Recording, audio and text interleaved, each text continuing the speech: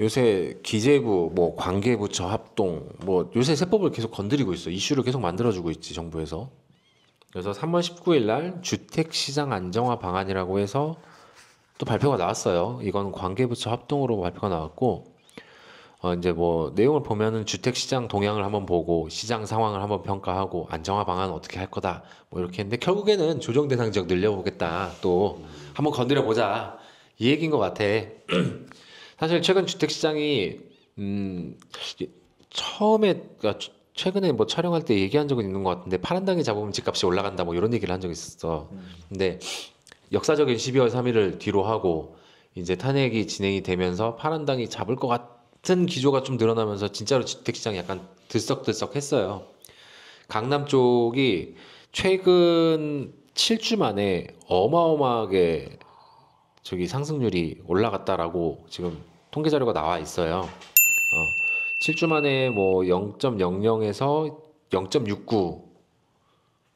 0.69%가 뭐 가격이 변동하고 있다. 그렇게 나왔는데 이게 이제 강남 3구. 강남 3구 다 조정 대상 지역인데 특이하게 여기는 항상 핫해. 아니 뭐 근데 교육도 그렇고. 이게 말이 0.69%지 사실 현장에서 보면은 내가 현장에 있진 않지만은 이게 호가가 한 번에 2, 3억씩 움직이는 수준이야. 이게 거의 비트코인이야 어떻게 보면은. 왜냐하면은 그치 어떻게 보면 코인 수준이지. 그- 왜냐하면은 거기는 기본적으로 파이가 크잖아. 뭐 잠실에도 좀 괜찮은 아파트는 막 40억짜리도 있고 막 그러는데 강남에는 뭐 60억, 100억, 100억이면 옛날에 시그니엘 잠실 시그니엘 있잖아. 거기 처음에 분양할 때 70억인가 그랬어. 그래갖고 조인성 그 배우가 어머니랑 했고 두 채 딱 샀다 뭐 이런 소문이 되게 파다했었거든. 저도 와 어마어마하다. 근데 야 70억짜리 집을 사냐? 근데 거기 뭐 뷰니 뭐 해갖고 고급화돼 있는 거 보면 그럴만도 하다 막 이런 얘기가 났었는데 그냥 지금은 일반 아파트가 70억을 넘어가 강남은. 그 정도예요. 어. 그렇대. 이게 무슨 파이가 크니까 이게 1%만 변해도 얼마야? 1%만 변해도 거의 7천만 원? 억 단위가 변하는 거, 억에 가까운 돈이 변하는 거야. 이게 보통 막상 이제 집을 사려는 사람이 부동산에서 매도자를 만났어. 근데 계약서 쓰는 자리에서 1억씩 올리고 내린다는 게 가능한 게 아니 모수가 70억이니까 50억이니까 사실 50억 중에 1억이면은 2%야. 그렇게 따지면 비율로 따지면은 근데 일단은 그 원인이 뭐냐라고 정부에서 분석을 했을 때는 나는 그냥 탄핵이 가시화되고 있어서라는 단순한 이유로 생각을 했는데 사실 얼마 전에 토지거래 허가를 해제한 지역들이 있죠. 잠실이나 뭐 이런 데는 해제를 했고 그 다음에 또 시기에 맞춰갖고 이상하게 시기에 맞춰갖고 우리 저기 뭐냐 그 긴축 들어가면서 그 뭐 인플레이션 잡는다고 금리 막 올렸다가 이제 미국이랑 역전되고 뭐 더 이상 올리면은 PF가 무너지고 해갖고 한동안 동결했었잖아. 맞아요. 근데 작년 하반기부터 시작해서 금리 인하하기 시작했어요. 그래서 금리 인하하니까 당연히 금리 인하하면 돈이 풀리니까 유동성이 대출도 좀 증가하고 풀고 대출 있잖아요. 규제도 좀 풀어놓고 맞아요. 그러니까 사람들이 이제 시기 맞춰갖고 이제 정권이 바뀔 것 같은 기미도 보이니까 아 투자를 다시 해야겠다라는 그런 움직임들이 보이는 거 아닌가라고 지금 분석을 하고 있어. 근데 뭐 전문가들이 분석했으니까 맞겠지. 그리고 사실 또 하나 일조를 하는 게 건설 경기가 어렵잖아. 네. 우리나라 어떻게 보면 아파트 제국이라고 해도 될 만큼 아파트가 진짜 많이 들어서는데 왜 내 집은 한 개밖에 없지? 한 게 있으면 다행인 거야. 양도세 그렇게 신고 많이 네. 하는데 저기 뭐 PF 그 이슈 뭐 해가지고 실제로 부도난 건설업체도 꽤 많고 지방이 많다고 들었어요. 그리고 지방은 거의 미분양이니까. 근데 상대적으로 공급이 감소한다는 그 심리 하에 주택 공급이 감소한다는 그 불안함에 매매 수요를 견인하고 있다 이런 분석도 나오고 있어요. 근데 사실 양극화되고 있지 지방은 거의 미분양이고 서울은 하늘 높은 줄 모르고 집값이 지금 또 상승하려고 하고 있어. 지금도 어마어마하게 비싼데. 근데 희한하게 강남 상구만 계속 올라요. 딴 데는 뭐 그렇게 막 오른다는 느낌을 못 받았거든요. 이게 그러면은 이제 부동산 강의가 돼버리는데 아. 뭐한 간단하게 한마디로 표현하면 양극화지. 좋은 집은 더 오르고 좋지 않다고 판단되는 집은 사람들이 이제 투자를 안 하는 거고 이제. 그게 이제 뭐 똘똘한 한 채 이거랑 연관이 될 수도 있는데 사실 좋은 집이라는 게 그냥 집만 갖고 보는 게 아니라 그 주변의 인프라라든가 교육이라든가 교통이라든가 이런 것까지 보는 거잖아. 입지요건이죠. 그 입지 그래. 입지론? 근데 그런 것들이 주요 결정을 하는데 사실 서울보다 입지가 좋은 도시는 아직까지는 없고 서울 중에서도 그 입지 측면에서는 강남 3구가 가장 괜찮으니까 그러니까 올라가지 않나라는 생각을 하고 지금 보면은 일단은 여기 그림이 있어요. 자, 서울자치구별 주간 매매가격 변동률 추이라고 해서 서울시를 지도로 그려놓고 그 지도가 이제 2월 2주서부터 2월 4주, 3월 2주까지 2주 간격으로 네. 색깔로 표현을 해놨어. 집값이 어떻게 변동을 해놨나. 빨개지네. 근데 진짜 한 네. 지금 2주, 한 4주잖아. 2월 2주부터 3월 2주까지니까. 네. 그러니까 4주 동안, 한 달 동안 색깔이 물론 이제 정도의 차이는 있지만 새빨개. 강남, 서초, 송파 여기는 아예 새빨개졌어. 그리고 나머지 지역도 처음에는 약간 분홍색 뭐 이 정도였는데 여기 뭐냐 동달아. 양천, 영등포, 동작도 짙은 분홍색으로 변했고 마포, 용산, 성동 같은 경우는 뭐 거의 주황색 가깝게 변했어. 덩달아 올라가네요. 그러니까 올라가네요. 이게 여기 지역이 집값이 비싸지니까 옆으로 그리고 여기 강남 3구랑 용산은 어차피 조정 대상 지역이잖아 지금도. 그래서 그 바로 옆에를 사게 되는 거야. 그리고 사람들 심리도 그걸 바라보면서 네. 옆으로 퍼지겠는데? 사실 집값 제일 많이 올라간 그 코로나 바로 직후 재인이 형이 집권한 그 집값 폭등하던 시절에 서울 지역 먼저 올라간 다음에 그게 경기권으로 퍼졌단 말이야. 네. 그리고 나서 또 지방으로 퍼지고 그렇게 됐는데 되게 아이러니하게 정부에서 투기 규제나 아니면 조정 대상 지역으로 발표한 지역은 집값이 더 올라가. 이게 정부에서 마치 여기 집값 올라갈 거야라고 공표해 주는 것 같이 거긴 더 올라가 버려. 그래서 우스갯소리로 세무사들 사이에서는 그런 얘기도 있지. 정부에서 알려주는 조정 대상 지역이나 투기 지역에 투자하면은 성공한다. 망하진 않는다.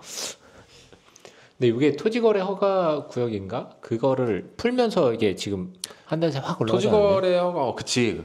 푼 지 얼마 안 됐어. 근데 그 사이에 지금 확 올라간 게 과연 그것 때문인지 아니면 여러 가지가 맞물려서 올라간 건지 그거는 사실 우리가 검증할 길은 없고 자 그럼 주택시장 안정화를 위해서 어떤 방안을 내보내겠느냐 다시 토지거래 허가 구역을 확대 지정하겠답니다. 너무 이건 사실 좀 정부에 대해서 비판적으로 얘기하기 조심스럽긴 한데 이건 너무 사실 좀 그래. 아니 정부 깔 수도 있지 없으면 나라님도 까는데 예. 그리고 우리 자유민주주의 우리 깔 수도 있지. 아니 몇 년 만에 큰 걸 갖다가 다시 한 달 만에 다시 재지정하는 거잖아. 그것도 그 크게. 재지정하는데 또 6개월간 지금 예정으로는 2025년 3월 24일부터 2025년 9월 30일까지 6개월간 다시 지정을 할 거고 필요하면 연장도 적극 검토한대요. 그 범위는 지금 현재 조정 대상 지역인 강남, 서초, 송파, 용산 소재하는 전체 아파트. 아 전체. 이 송파구 여기도 들어가네. 여기도 풍남동네. 여기 송파의 끝자락이라서 그렇지 송파 나름 되게 비싼 동네야. 아 그렇구나. 그 토지거래 허가구역을 이제 다시 확대 지정을 하겠다라고 하고 조정 대상 지역이나 투기 과열 지구 지정 검토도 하고 있다. 다시 또 조정 지역. 조정 대상 지역을 더 늘리겠다. 우리 뭐 말도 안 되게 조정 대상 지역 막 늘어났던 그런 시기도 있었잖아. 네 맞습니다. 그거를 다시 늘리겠다라고 지금 얘기를 하는데 일단은 우리 세무적 이슈에서는 조정 대상 지역이 늘어나면 현재 강남 3구랑 용산에서도 마찬가지겠지만 세무적 이슈가 발생하는 게 일단 양도소득세가 다주택자 중과가 돼. 지금 현재는 유예 상태인데 이렇게 확대 지정하면은 유예도 풀어버리겠지. 그럼 다시 또 집값을 얼려버리겠다는 소리야. 그리고 양도세 측면에서 또 마찬가지로 비과세 요건이 그냥 2년 갖고 있으면 되는 것들이었는데 조정 대상 지역이 지정되고 나서 취득하면 2년 거주를 의무적으로 해야 돼요. 실거주만 생기죠. 근데 실거주 의무를 못 채운다라고 하면은 이제 또 한 가지 이슈가 될 수 있는 게 상생임대 제도가 활용이 되겠죠. 얼마 전에 우리 상생임대 제도 다뤘잖아. 네 그렇겠네요. 그게 활용이 될 건데 상생임대 제도가 지금 2026년까지 계약을 체결해야 되는 걸로 법령에 돼 있어. 근데 이거 발표하고 조정 대상 지역 만약 발표한다면 뭐 올해 2025년 중반 그럼 또 계약 이제 와서 취득하시는 분들은 좀 애매해지지. 상생임대 제도를 활용할 수 있을까? 라는 물음표가 생기는데 아마 이렇게 되면은 이렇게 조정 대상 지역 확대하고 막 그러면 상생임대인 제도도 좀 더 연장해주지 않을까라는 생각도 들어요. 그리고 취득세 다주택자 중과되고 당연히 보유세 종합부동산세도 다주택자 중과가 있어요. 자, 여러 가지 뭐 세무적으로 이슈가 많이 발생할 건데 나는 좀 그래. 약간 전에도 생각했던 건데 집값을 잡겠다라고 하면은 네. 그 사실 수요 공급 원리에 의하면 공급이 늘어나거나 네. 아니면 수요가 줄어들거나인데 이거는 극단적으로 수요를 줄어들이면서 숨통을 조이는 거잖아. 왜냐하면 보면은 취득 규제, 보유 규제, 양도 규제. 네. 그러면은 여러 채 갖고 있는 사람들은 안 숨통 막혀갖고 아무도 팔지도 못하고 갖고 있지도 못하고 새로 취득도 못하고 이런 상황이 돼버린단 말이야. 네. 어디 하나의 물건은 터주면서 그 취득이랑 보유를 규제한다면 양도를 빨리 해갖고 수급을 늘려준다거나 이렇게 해야 되는 거 아닌가라는 생각이 좀 들어요. 그 중과 그 시절을 겪으면서 들은 생각은 그런 거였어. 자, 뭐 금융 가계 대출 관리 강화, 뭐 당연히 대출 뭐 LTV인가 뭔가 그것도 줄이고 대출도 줄이고 하겠죠. 1주택 주택 없는 사람 집 사기 더 힘들어지네요. 그치. 근데 이제 안 그러면은 이게 안 그러면은 좀 외곽으로 나가라 이런 소리가 되는데 상대적으로 서울 지역은 집값이 미친 듯이 올라가가지고 규제를 막 하는 반면에 네. 그때 우리 했었잖아. 인구 감소 지역이나 지방 미분양 주택 취득세. 같으면 또 그냥 취득하면은 취득세도 감면해 줄 거고 그렇죠. 그 종합부동산세나 양도세 측면에서 1세대 1주택을 유지시켜 주겠다. 본래 갖고 있던 주택에 대해서. 그러니까 지방 미분양이나 인구 감소 지역에 있는 주택을 적극적으로 취득해라. 26년까지. 뭐 이렇게 또 나왔잖아. 네. 이게 거의 뭐 이쪽 따로 이쪽 따로 그럴까요? 이렇게 정책이 지금 펼쳐지고 있는데 뭐 짧은 때 얕은 소견으로는 이렇게 하는 게 맞나라는 약간 의문도 들기는 해.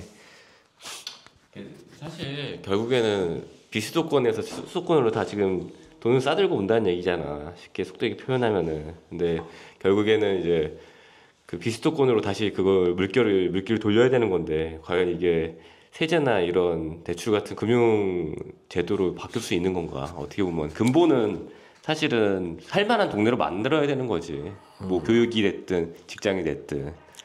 근데 너무 무거워지니까 그만합시다. 마지막으로 그냥 한 번 더 살펴볼 게 한 가지 더 있긴 한데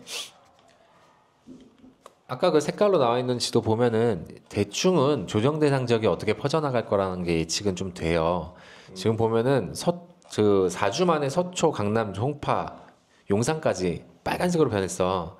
근데 용산은 그래도 좀 분홍색이었는데 용산은 새빨간색은 아니야. 조정 대상 지역인데도 불구하고 근데 변화 과정 중에서 마포하고 성동구가 색깔을 좀 진하게 두각을 나타냈고 광진하고 강동도 색깔이 진해졌죠. 그리고 동작, 영등포, 양천까지 해서 이런 지역들이 추가로 지정이 되고 그 다음에 이게 또 뭐랄까 옆에 주변으로 퍼지는 효과를 뭐라 그러지? 풍선 효과. 맞아? 풍선 효과. 이거 아니면 되게 부끄러운 일이 될 수도 있어. 우리 공식적으로 방송이야. 편집해 주십시오. 근데 그러면은 이제 뭐 또 옛날 노도광처럼 위쪽으로 더 퍼져 나가고 이러면서 조정 대상이 지역이 늘어나지 않을까라는 생각도 들어요. 그래서 이거 보시는 분들은 부동산에 관심 있으신 분들은 그렇게 같이 예측을 할 수 있지 않을까. 그때가 이제 한참 조정 지역이 많이 늘었을 때가 22년도로 기억하는데 거의 웬만한 지방 중소도시까지 다 조정 지역으로 뭐 지정이 됐던 것 같아. 광주, 여수도 조정 대상 지역으로 광양도 들어갔던 됐었어 것 그때. 같은데. 그때. 거기 솔직히 우리 저기 처가가 여수인데 내려가면 별거 없는데 거기 그 집값이 막 거의 서울 경기권 수준까지 올라온 거야. 그래서 그치. 여수 내려가서 살까? 이런 비싼 생각도 집은 들었어. 8억까지도 갔으니까 그때. 근데 지금 다 떨어졌잖아. 지방은 거의 뭐 다 반토막 이상 난 걸로 알고 있어요. 근데 내가 알기로는 조정 지역을 지정하는 데 있어서 그 근거가 되는 정량적인 지표들이 있어. 뭐 쉽게 얘기하면은 아파트 가격이 다른 이제 생활 물가보다 빨리 올라야 된다. 몇 개월 최근 3개월간 이런 식으로 있는데 근데 쉽게 얘기하면은 집값이 너무 빨리 뛴다고 생각하면 웬만한 그런 정량적인 요건은 채웠다고 생각하면 될 거야 아마도. 아까 무거운 얘기니까 그만하자면서 더 얘기하고 있어. 그만하십시오. 오늘은 여기까지.